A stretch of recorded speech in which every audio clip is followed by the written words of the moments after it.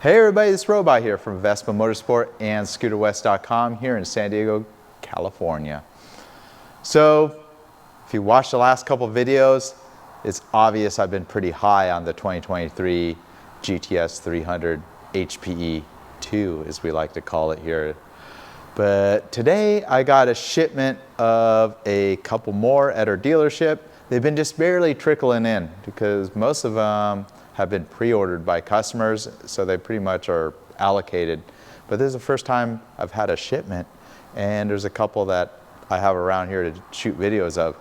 And I've pretty much only covered my own personal GTS 300 HPE2 Super Sport, which I truly think is the best value in the new 2023 Vespa GTS. But I want to cover some of the other models that are out right now as of January 2023.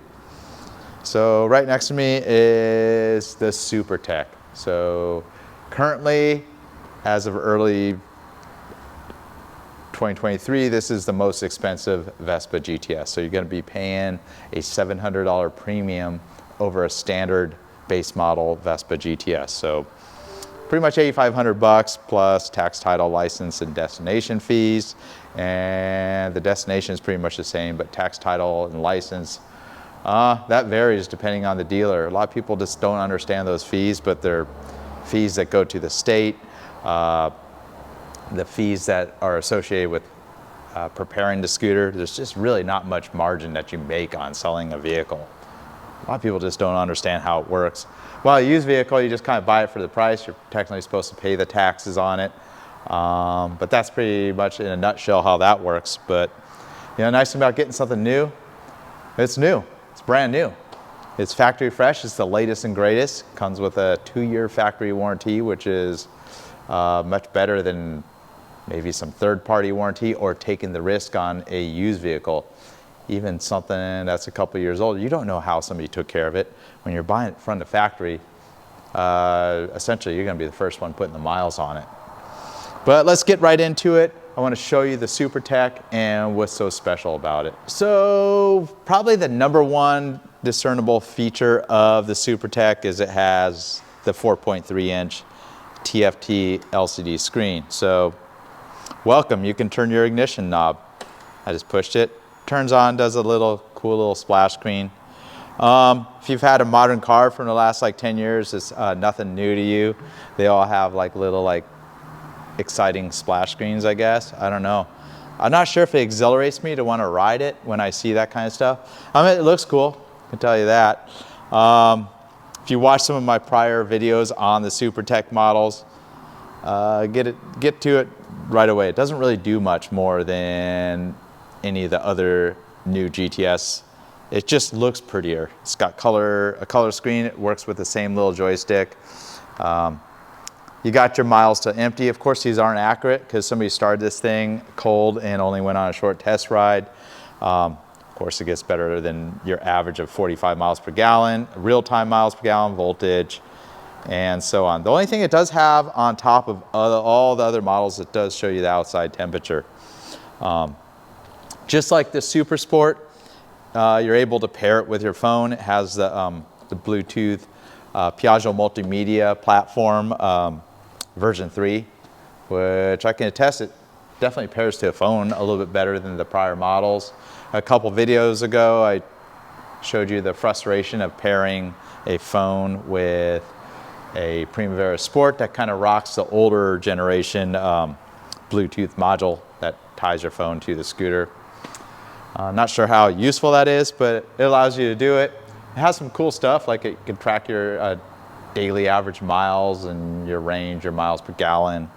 It does that all automatically in the app. After playing with it for a little while, this is the first time I've actually had the time to play with it because now I have my own Vespa GTS. I've been able to mess with that. One additional feature is it does let you, there's an app that lets you show turn-by-turn navigation. I'll just get right to the point. It doesn't work that well. You're better off putting like a RAM mount, or even better yet, like an SP Connect phone case with a nice discrete little mount right here, and doing turn-by-turn navigation on something like Google Maps or Apple Maps If you want to stay off the highways, just turn off avoid highways, and you're going to have the best mapping experience with whatever latest and greatest phone that you're rocking. Doesn't matter if it's an Android or whatever it is. The phones are so good now. So I'm just straight bashing what this screen can do, but I'm just telling you it does have that turn-by-turn navigation thing that you could turn on. Probably the most useful feature is it pairs with your Bluetooth headset, and you can change the volume and switch your songs with the little joystick right here. So enough with the screen. I kind of covered it in the past. You could change the settings. You know, it's got pretty much the 3 different styles on the back. They're all kind of bluish. One's kind of a grid. Nothing that special. So the next big discernible difference with the SuperTech model is they all come in the satin or matte finish paint job. Of course, this would be my second best one. My first best, which is kind of a dark flat blue. I haven't even really seen it, but I've seen it in pictures. I really like it. That's kind of judgmental. I need to see it in real life to really judge it. But that one's, we're not going to see that one for another couple months here in North America. That one's kind of a dark blue with the satin finish. The second best color is this one right here, which I'm not going to pretend to even say the Italian names. But there's essentially 2 grays. There's a light cool gray, which is this one, and then there's a slightly darker warm gray. So it's got a very warm kind of reddish brown hue to it. You can go on the Vespa store website and see all 3 of the colors, or just 2 of the colors currently, but in a couple months you'll be able to also order that blue one from what I understand. They come with the chrome accents like the mirrors, but the next discernible feature that I do like quite a bit, something I copied on my robot bike I did several years ago, is all the trim is kind of this titanium finish. Looks really good, especially on this cool color. It's actually a little bit warm, and I picked that up when I was like looking at the press photos when these bikes were introduced. And I don't know, it's pretty cool. I mean, in some angles I look at with the light, it almost looks the same color, but then other angles it looks like darker. I don't know if the camera can pick it up, but it works really good with this light blue gray that's on the scooter. So this is definitely a pretty good combination. Of course, the blue one, I already say it's my favorite, but I need to see it in real life to really judge it. But I already know it's my favorite because I like darker blue. There's a lot of stuff in my own house I painted dark blue, so. But again, my very favorite color is, of course, orange. I have 2 orange Vespas now. And 2 white ones. I'm real original, I just like 2 colors. But the other thing you get with the SuperTech is they give you a green accent on the grille. I do like the color keyed front horn cover on the SuperTech that's body colored versus that kind of fake carbon fiber one. I mean, some people are going to love the carbon fiber looks, some people don't. That's all, you know, your own opinion, of course. So this trim color also carries through to the headlight rim, the fender crest, and also the stickers kind of have the same color. They have the little slashes on both the fender and the rear that have that kind of gray color as well. Along with this kind of like green, like almost like a neon green, but not quite. It's a little more subtle than a neon green. You do that in the chevrons in the horn grille along with the stickers. And then it ties in with the seat and the badges that say 300T on the glove box. They got that to differentiate it from the other models. And the last thing they did to kind of customize it, you get that green spring on the shock. And moving on to the wheels, the thing you get over the Super Sport and the standard GTS, you get the 2-tone wheels. So it's kind of got a dark, kind of cool gunmetal gray with the spun aluminum edge. Moving on to the trim, you get the badges that are a little bit different. You get a taillight rim that's a little bit different. And another one with the seat, just like all the Vespas, they kind of change up the seats between the model. You get the green stitching and the diamond pleat that's kind of like heat pressed into the vinyl material. So, and one more thing, my favorite feature about this scooter. Yeah, of course the dash looks nice. It's got some pretty cool matte colors. As I've shown with my personal GTS, you open the seat pretty easily with the fob or that button that's up on the right hand control. And let's see what we got under here. Voila, we got light. Only the SuperTech comes with the light, none of the other models. It's a very nice touch. I've seen it on higher end scooters, like, you know, the maxi scooters, but the Vespa is a luxurious scooter. They never had a light. This is the first time they've added that. And I think it's a really nice touch, especially since I ride a lot at night. Got nice LED lighting on the scooter. You know, might as well have a light under here. So I think that's a pretty good little touch. And there's one more thing that comes with it. Of course, it comes with the basic toolkit. There's the rug that's included. And someday we'll have these, so they pretty much work with the Underseat bucket that's found on 2015 or later GTS.